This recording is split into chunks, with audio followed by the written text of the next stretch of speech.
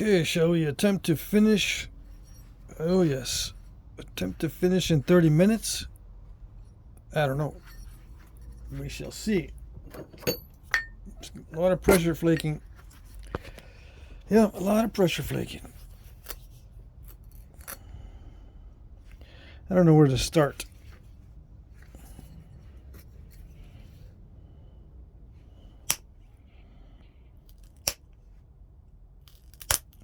Usually during pressure flaking is when I do most of my yapping, but I don't feel like yapping.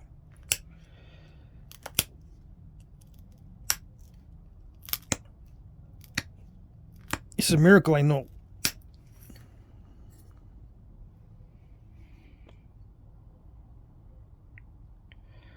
I usually try to zoom in during the pressure flaking and I end up wandering down there so you can't see.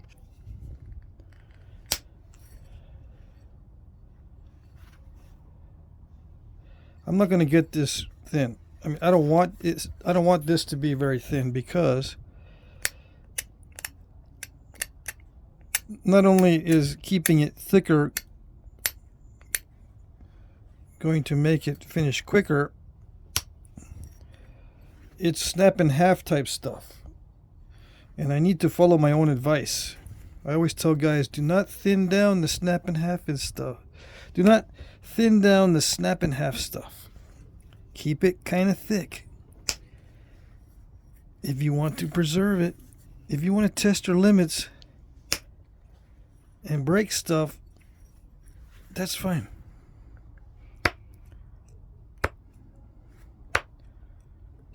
But I don't want to test my limits too much on this one.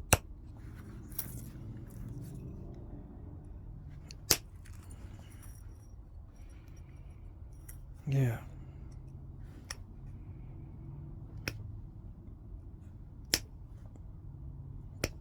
Come on.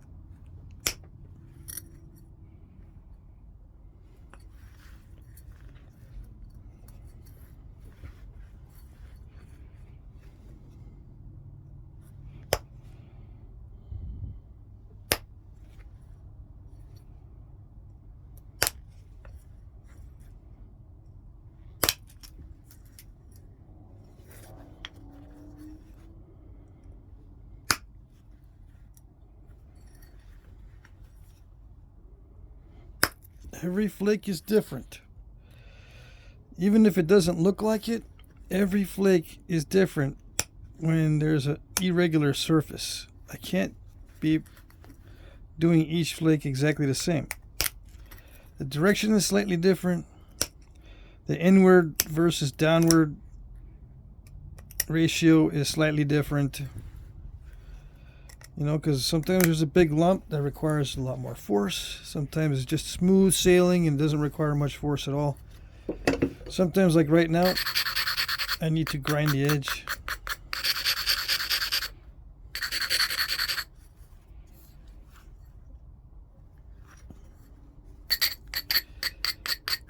It's always going to be different. It's not the same flake every single time. And sometimes this takes all day because of that fact. Because each flake is different. When you're first starting out, if you don't take your time with this step, you're going to be in big trouble. In most cases. There's always the exceptional person. But, you know, we can't always be the exceptional people. There's always the exceptional artifact, but we can't all own the exceptional artifacts.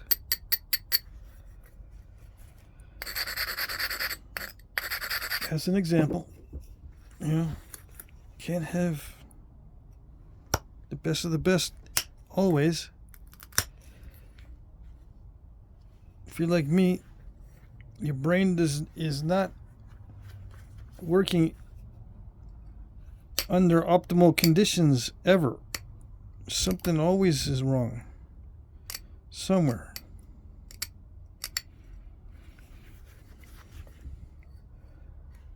So you make doo-doo with what you got.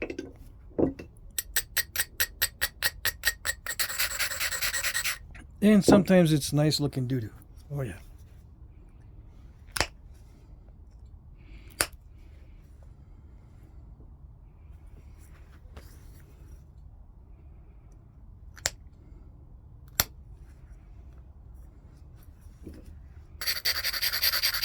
Once in a while I get lucky and then everything works out.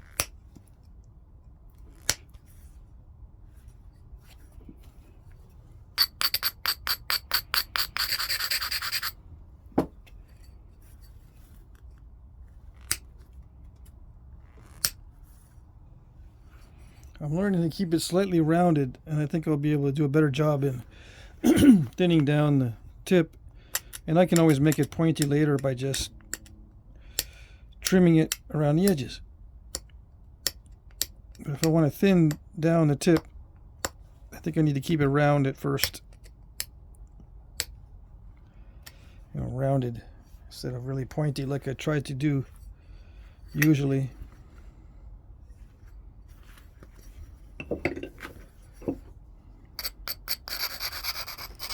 Keep it arched or rounded. That's what I'm going to do. That's what I'm going to do from now on, even on the smaller ones. And then make it pointy later.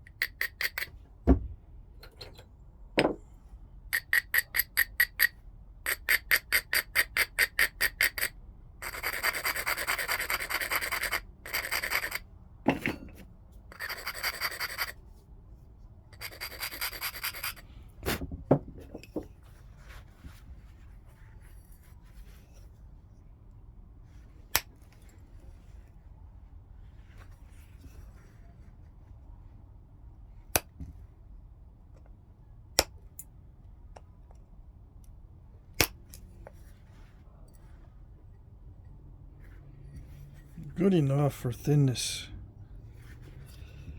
Good enough.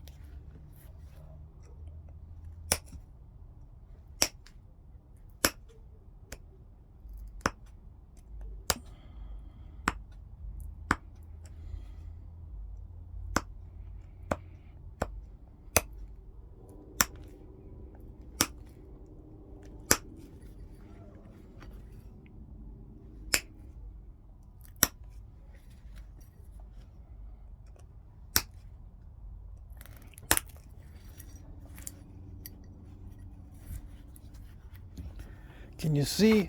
I don't think you can. Like usual, I don't think you can see. And I couldn't see, so that means you were in trouble.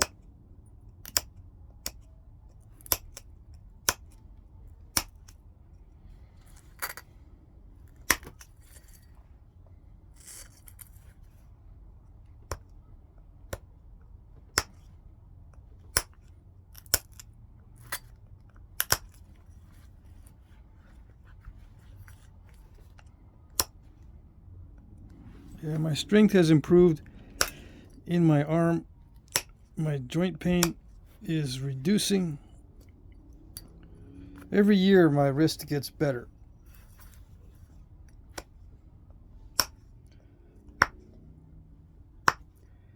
It's taken a while for it to heal,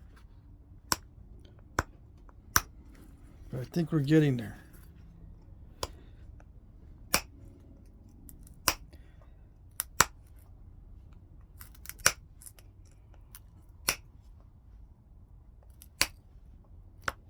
I think taking 3 days off from Flintknapping every week helps. I have 3 very light days where I don't do any or very little Flintknapping. And then 4 days on. 3 days off and 4 days on. Sometimes I have 5 days off and 2 days on. I don't like doing that because that's just too much last minute stuff.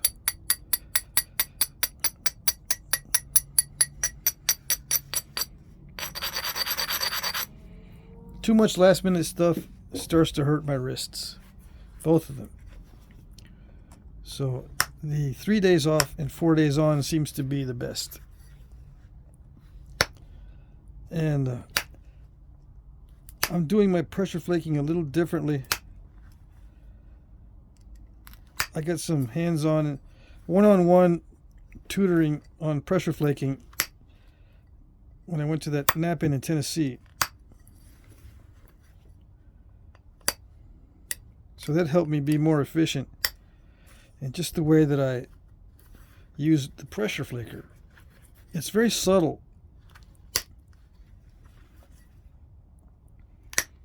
I don't squeeze in too much. I use my legs, I firm them up and use them as leverage. Or something to press against. I don't really squeeze the muscles together too much to produce a flake. My wrist is producing the flakes, or my forearm muscles. The legs are just there to firm up the pivot so it doesn't expand out when I do this. You know, there's no wobbly. There's no just it's firm, and I firm up even more as I push.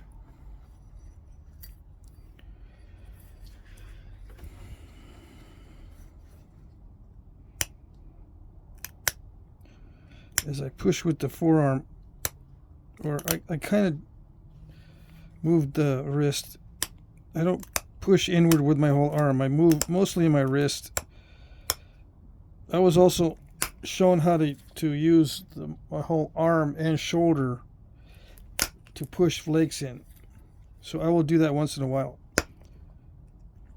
When I need to do that kind of heavy duty flake, I won't do too much of the wrist. I'll use a lot of arm and shoulder type force. But there's always a little bit of wrist action there.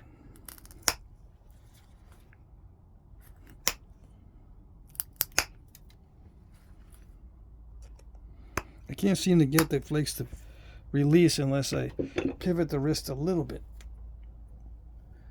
And that does take its toll after a while, because that's what really used to get me sore, is the too much wrist force.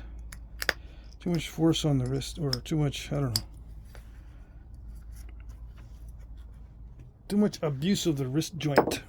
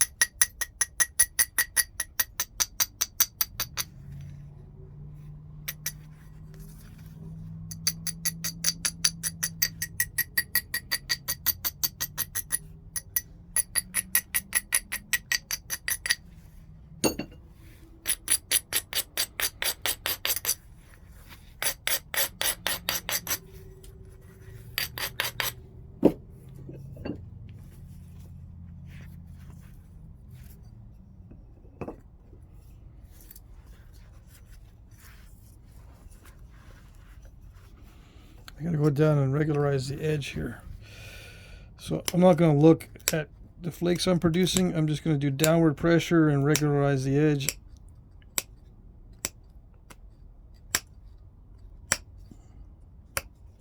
This is what takes its toll on my wrist on my left hand.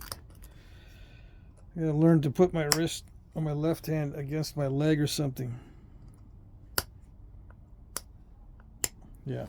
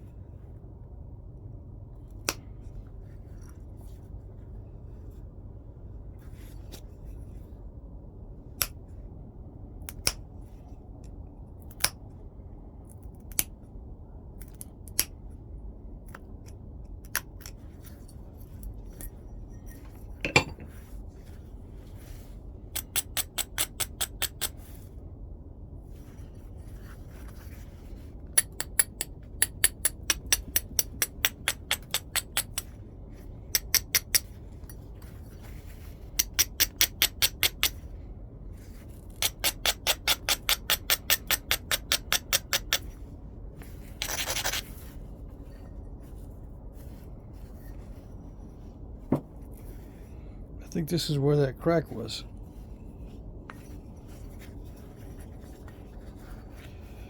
Maybe.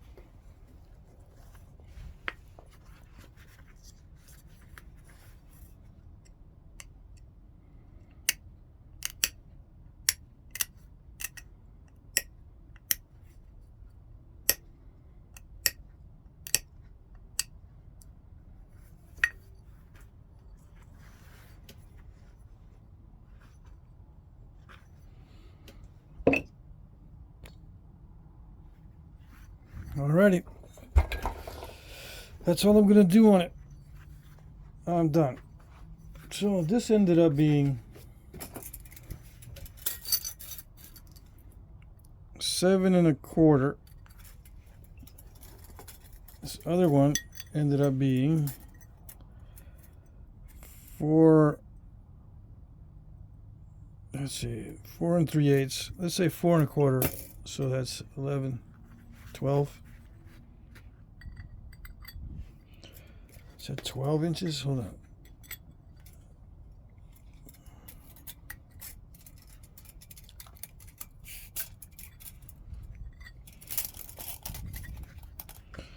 Eleven and a half at least.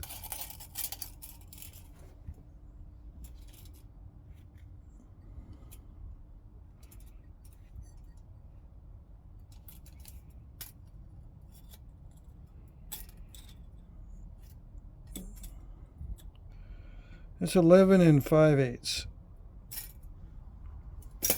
So from 15 down to 11 5/8. You got the both halves.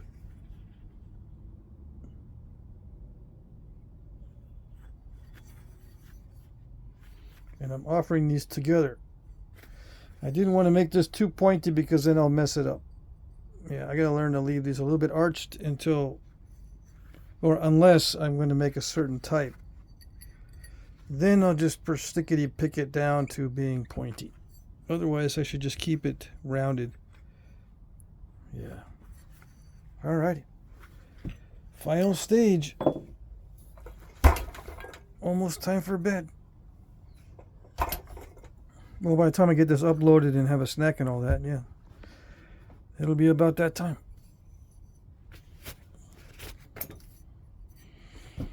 There you go. I would say this was fun, but I'd be lying. Anyway. Good enough. That's it.